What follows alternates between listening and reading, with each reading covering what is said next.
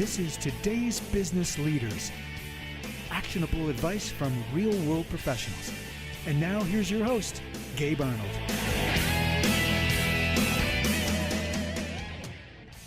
All right, so today on the show, I have Eric Schudiske, and he is the founder of S2S Public Relations, and he's going to talk to us today about entrepreneurship and all other things too, and share some wisdom. So welcome to the show, Eric. Hey, thanks, Gabe. And I have a big map behind me, so I realized you're right there. Yep. You're right there. I'm way over there. You can't even see it over in Seattle. That's cool. I need to get a map behind me. That's cool. Well, I mean, Q4 budget maybe still coming out. That's right. See what you can do. Pull it off. So, to get started, why don't you tell us, when did you first realize that you were an entrepreneur? All right. I think that's a great question. One I haven't really thought about until you asked it. So I grew up as a TV news reporter. And I think as a reporter, you're entrepreneurial. What happens as a reporter is you get a story or a story idea and they say, go. And at 5 o'clock and 4 minutes and 30 seconds, you tell 1.6 million people about what you learned. How much help do you get? Zero. You don't get any help. You go out and you find the people and you get the story and you present it. And failure is not an option. Like I was a reporter for 12 years and I missed, it's called slot. You have to make your slot. I missed slot twice. And one was a satellite issue. So that was in space and out of my control. And the other one was an issue with editing. But that's it. Otherwise, maybe 7,000 times on air and I missed 2. So you have to really have to be there. And I think that's entrepreneurial. Like you have a finish line, you're going to cross it if you have to drag everyone else across with you. So I think having that mindset translated well into what I do now. That is a solid answer, man. Well, and I think the big entrepreneurial, like Entrepreneur Magazine, you think, all right, I'm in a conference room and I'm pitching an idea. Entrepreneurialism takes place at a micro level too. In people's jobs, it's important to be entrepreneurial. And I think that same mindset of fire and forget, high autonomy, high accountability, I think that plays well in your first job. And then when you strike out on your own, I think the mission is the same. You have to deliver. It's just who you're delivering for. That's very, very wise. We're here on our team, like I'm 1,000% for entrepreneurship. So if somebody on the team wants to do something or wants advice or help, I totally jump in and give them advice and help. And I hope that they stay with me forever, but I'm also super happy when they graduate into their own company or do something. Yeah. And that's really cool. What you just said, it's like entrepreneurship is entrepreneurship. And even when you're still at a job like you were, you had to deliver. And that is one of the best definitions I've ever heard of entrepreneurship, by the way. Oh, that's great. That's great. And when we have people come aboard, we ask for 3 things. We ask that they write good words. We ask that they show up. And we ask that they have actionable ideas. Like that, and how that manifests for each person is always a little bit different. Yeah. And I think you sound like someone who's empathetic and empowering. And I think that's our job as people who are founding companies, to empower people to exercise their entrepreneurship. Yeah. And however best they articulate it. Yeah. I totally agree. And you said something that I also kind of rang true for me. It's like you said, entrepreneurship is dragging everybody across the finish line with you. Is that slayed me? Because as you own your own company, you're the most motivated person there. Yep. A reporter who physically was on TV in people's living rooms or on their iPhones, like I'm on the hook. Like if I don't, there's failure is not even an option. So I have to finish. Yeah. As a business owner, you have to finish.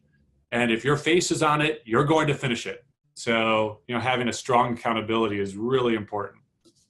And I like the word you just used. You said finish.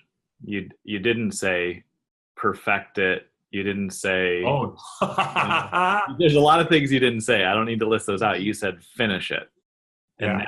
that's huge. That's a huge key, because you can't think it's gonna be perfect, but you do have to show up and deliver and finish. And Yeah. How do you get that message across to your team, to the people you work with, and your clients too? Because I think client-facing companies, that's a delicate relationship.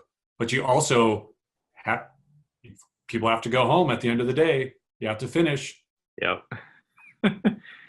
Yeah, that's a good question. That's something that we're actually working a lot on right now, is really framing the customer relationship in a way that it makes sense to everybody. Like, I had a conversation yesterday with a client who we're going to work with. It's going to be awesome. And I'm like, this is just something I say because I think you get this, but it's important that I say it. And I said, we think long-term here. And so if you're expecting results in the next 30 days, I'm not going to take your money. You can go away and find somebody else that will take your money and rip you off, and then you can come back later. And I also said, we always expect clear, upfront, and respectful communication. Because I said, guess what? Yeah. We're totally going to drop the ball at some point, and so are you, because that's life. And so when that happens, we're going to have respectful communication about it, and then we're going to move forward. And if you're not good with that, then again, this isn't a good fit, and that's totally fine. But that's not how we operate. So that's just one little piece of a bigger process of how I'm kind of helping people understand what our world looks like and how we can serve them, and how there may or may not be synergy. Yeah, I think that's so crucial. I mean, it's a personality as much as the product you deliver. Like, there has to be a connection. Yeah. And there are areas I don't work with because my heart's not there. Yeah. Because I'm not passionate about it. I could write really good words or do really good PR, but it'd be loveless. I like to bake with love, so I like to just feel it and get emotional. I'm doing some work in medical devices and really deep science, but I've fallen in love with some of it. Mm-hmm. There's life-saving potential, and now I'm like a super evangelist for some really bizarre technology that I would have never experienced. I'm sure you get that too, where clients come to you with this idea you've never heard of or thought of, and you just fall in love. I totally understand. So you deliver 6,998 times as a news anchor, as a reporter, and then you're like, I'm not going to do this anymore, and you decide to strike out on your own. Give us a short version of from there to here where you are today. Great. So, yeah, I stopped. We just talked about that love piece. I stopped falling in love with my stories. And TV was definitely, and it always will be, in a moment of evolution. And I didn't believe that I had the chutzpah to go to another market. In TV, you have to move out to move up. So I didn't want to go to Miami or New York, or I love Seattle. And I love technology, and I love social media, and I love immediacy. So I transitioned to a global tech company, and I ran their PR and social media. They're called geocaching. They're a game, right? So it's people go on these little adventures. It's great for 7-year-old kids. It's awesome. I know exactly what that is. Yeah. So imagine going from arson and murder every day to helping people find adventure. Wow. Like, how great. So it was like such a culture shift, such a mind shift. And then, I wanted to do more and bigger. So went to a big box PR firm and didn't like it, and kind of got that sense of, all right, here's how I would form a company. And then the opportunity presented itself to go out on my own, and I took it. And S2SPR, S, the number 2, SPR, was founded about a year ago. And we're driven by technology. And the S's stand for seed to series, or Series A to Series B. So we really work in the space where companies are trying to express their value to investors to drive innovation. So how can we move them faster? We like to move really fast. So now we work primarily in really complex subject matter and turning it into compelling stories. So whether that's biotech or blockchain or whatever the next AI, we're going to do some work in AI. So How can we express that in 4 words and 7 words, an elevator pitch? How can we tell reporters about it who haven't heard about it? All that, communicating value, but in a way that other people understand. Very cool. So I have a couple of questions around that. One may be a false belief or may not be true, and you're the expert here, so I would love your opinion. Is I have this belief that to really get like momentum and organic reach and like really solid PR, it's a long-term process. And you just said something that was really interesting. You said, how fast can we do it? So Yeah. I'm working on a project helping somebody with some traditional kind of branding and approach stuff. Yeah. It's not what you do, but we've kind of mapped out the project to take 6 months to a year, because that's how I've done it before. But it sounds like there might be a faster path to getting good press and PR, and I don't know if that's true. So that's why I'm asking you. Yeah, no, it's a great question, because sometimes there is. Okay. But I think the chess pieces you have to have in place before you try to get a story are important to recognize before you try to get a story. So sometimes a client will come in and their CEO is articulate and charismatic, and they've got their talking points down and their story's ready to tell. And sometimes they come in and they have a story to tell, they don't know how to tell it. So take option A, where you think the CEO is great, they can talk, they've got their talking points.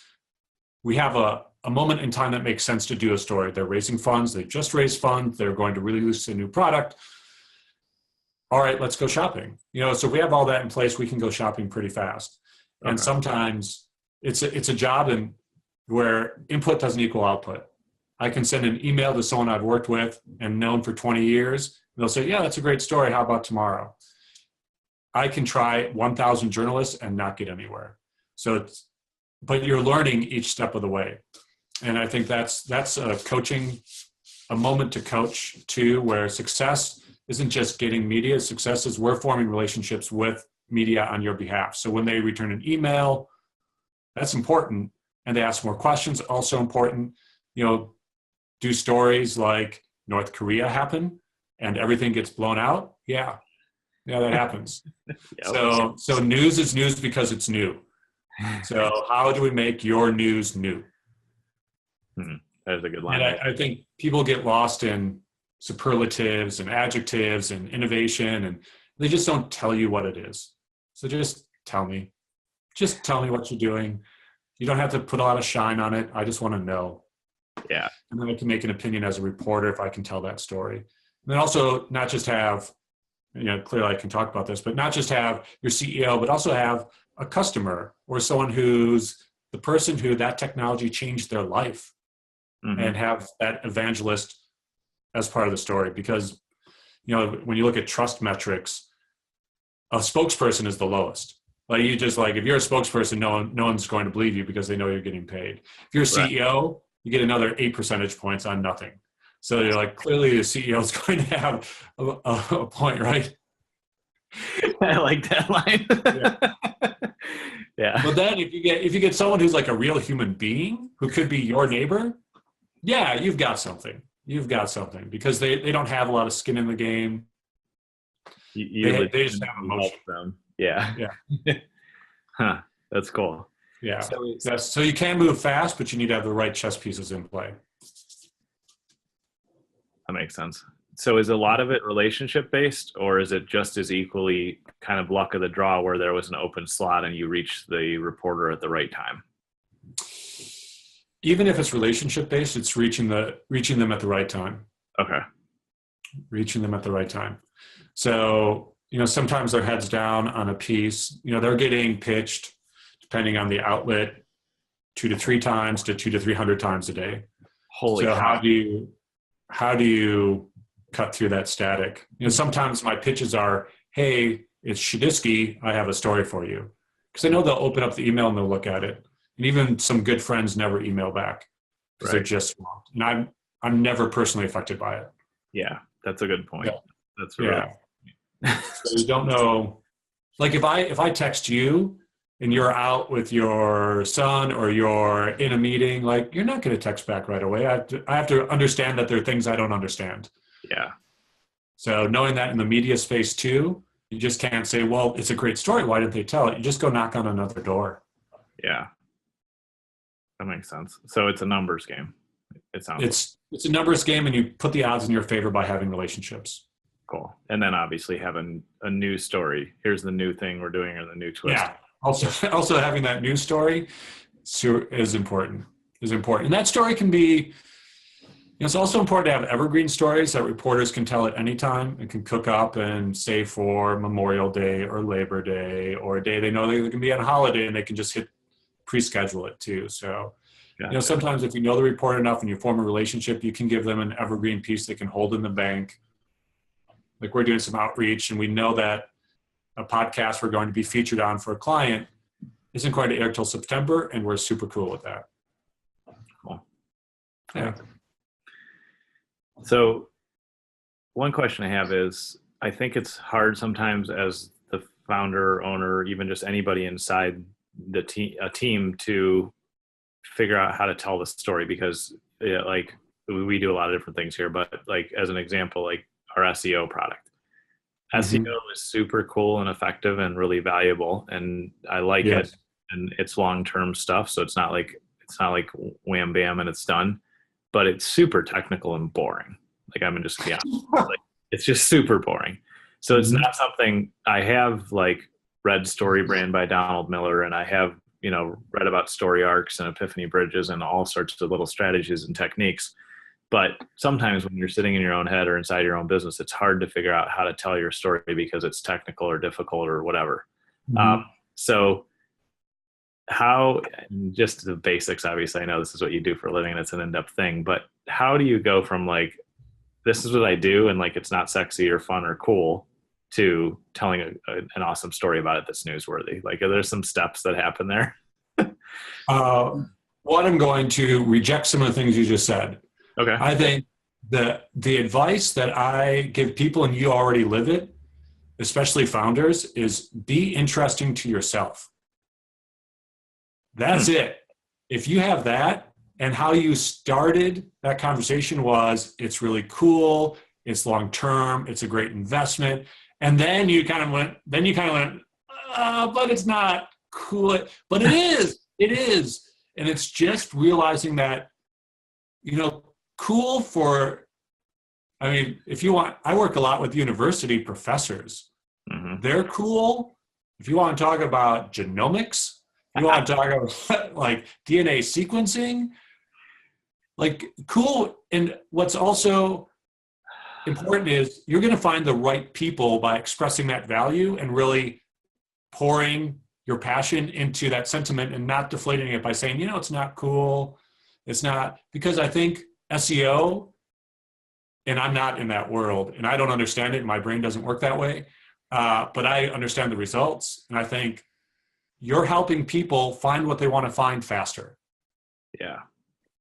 And in a world where my personal time is, when I take a break, is I put my child in his car seat and I walk around to the driver's side.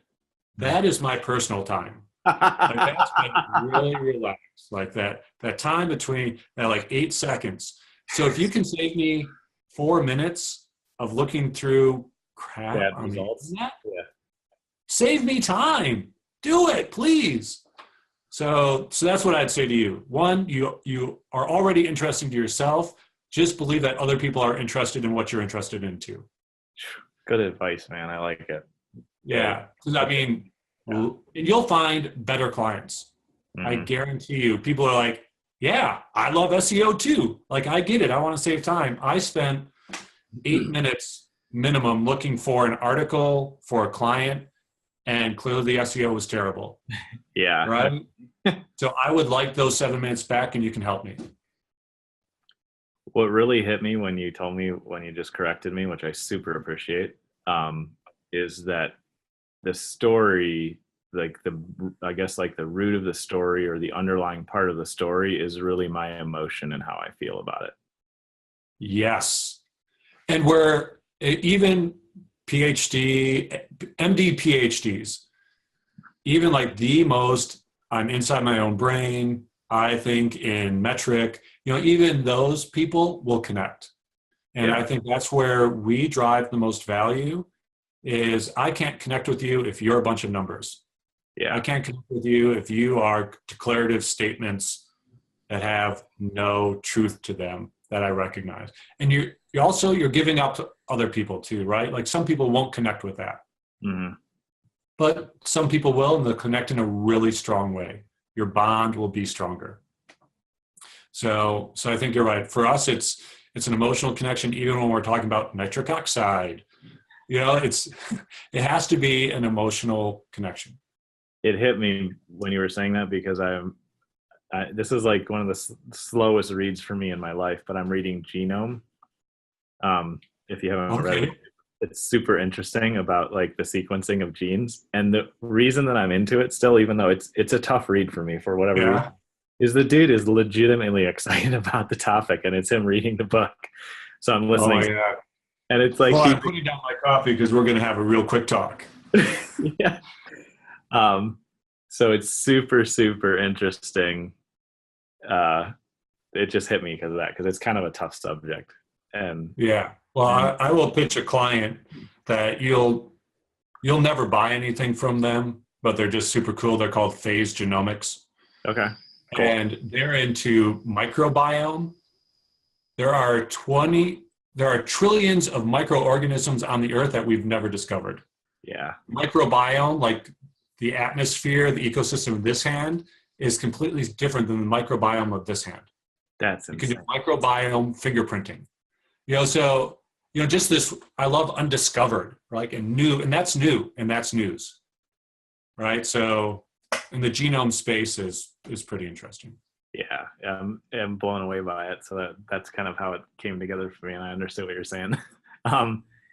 So with just a few minutes left, what, for all the entrepreneurs and business owners and people that are like, I know that press is valuable, I want to learn how to tell my story, but I don't know anything to do it, and getting press scares me. Give us just a few kind of starting points of, here's where you start, this is the process to start, and then go ahead and share how, if it makes sense, they can work with you too. Mm-hmm. So one of the easiest ways to get started, and I understand it's hard and it's deep water and it's also unknown. It's like, buying a condo in the Ukraine. Like, you're like, where do I start? Like, I don't know financing, what's going to happen? So think of the headline you want as your story and get it down to 7 words. So just a headline exercise. What is new? Read the headlines of your competition, see who you want to emulate, see the headlines they get. How is your headline better? A sample headline would be blank company innovates blank space for first time delivering blank. So kind of start filling in those blanks. How is your company changing the world? And, give me some measure of success. New, fastest, best. And, write that story, try to get it as small as possible. And, I think what CEOs and founders have that they might not realize is they have a lot of authentic credibility when they reach out to journalists, more so than I do. If you reach out, and I love this as a reporter, I loved when someone said, I have a story, I don't really know what's there. I'm going to back up on that. I have a story, I'd like you to tell it. And then just in 3 to 5 sentences and a couple hyperlinks, tell me about your story and why it's new, answer that question, and how accessible are you, and can you get me that real person who it affects? And that's what I need to tell the story, because every reporter goes into editorial meetings and says, I have 3 ideas today, that they believe in enough to get embarrassed in front of a group of really cynical people. And they're only going to walk out doing 1. So how do you come in? How do you arm that reporter with what they need in a pitch meeting to convince 12 skeptics that this is the one story that they should spend their time on today? So there's a lot there, but it begins with forming a headline, finding someone to help share your story. It's not just you, it's about who you affect. And then making it real small. And don't give me a lot of adjectives. I don't need it. Like I instantly stop reading. Yeah. So, and then it's okay to follow up once. I had someone say, I heard it's okay to follow up 11 times. That's probably illegal in a lot of states. Right? Like if they're not answering emails, that becomes stalking. Yeah. Okay. Yeah. Yeah. So, and, send an email over to Eric, ERIC, at s2spr.com. if you're interested in having a conversation or learning more. Cool. We're pretty easy to work with, and we love clients that have really complex technology. We are not good, as I'm sure, we're not good in like the sales sphere. We're not good in SAS or say software as a service typically. But if you got like a really complex technology, we're your people. Very cool. Mm-hmm. Well, we'll definitely drop the links in the show notes, and tons of super actionable, valuable advice here. So I appreciate you being on the show today, Eric, and Yeah, Gabe. sharing all this with our audience. Yeah, anytime. Appreciate it. Awesome. We'll have you back soon. Thank you, man. Thank you. You've been listening to Today's Business Leaders with Gabe Arnold. Remember to subscribe on iTunes. For more information, visit todaysbusinessleaders.com.